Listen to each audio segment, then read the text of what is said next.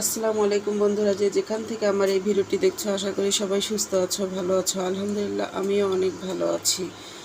আজকে যে কচুর ছড়া দিয়ে শিং মাছের ঝোল করব। কড়াইয়ের মধ্যে প্রথমে তেলটা দিয়ে দেব, তারপরে এখানে একটু পেঁয়াজ কুচি দেব, তারপর একটু মরিচ কুচি দেব। এখন এটাকে একটু ভালো করে ভেজে নেব। পেঁয়াজটা ভাজা হয়ে গিয়েছে ভালোভাবে। এখন এখানে কচুগুলো দিয়ে দেবো। তারপর এখানে একটু মশলা বাটা দেবো হালকা পরিমাণে। প্রথমেই দিয়ে দিচ্ছি লবণ, তারপর দিয়ে দিচ্ছি হলুদ,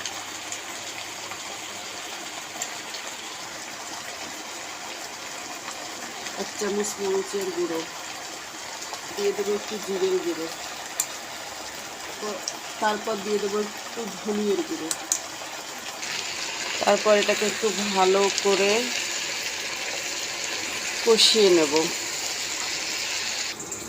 ভালোভাবে কষানো হয়ে গিয়েছে। এখন একটু পানি দিয়ে দিলাম। পানিটা কিছুক্ষণ কষাবো। পানিটা দেওয়ার পরে কষানোর জন্য একটু ঢেকে দিলাম। কিছুক্ষণ পর এটাকে আবার ভালোভাবে নেড়ে চেড়ে একটু সুন্দরভাবে কষিয়ে তারপর ঝোলের পানিটা দিয়ে দেব।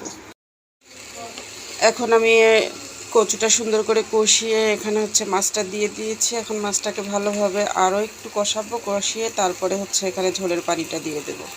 ফাইনালি আমার তরকারি রান্নাটা একদম কমপ্লিট। এখন নামিয়ে ফেলব। ফাইনালি রান্না কমপ্লিট করে এখন চলে আসলাম আমরা খাওয়া দাওয়া করতে। তো বন্ধুরা, তোমরা সবাই ভালো থাকো, সুস্থ থাকো। আল্লাহ হাফেজ।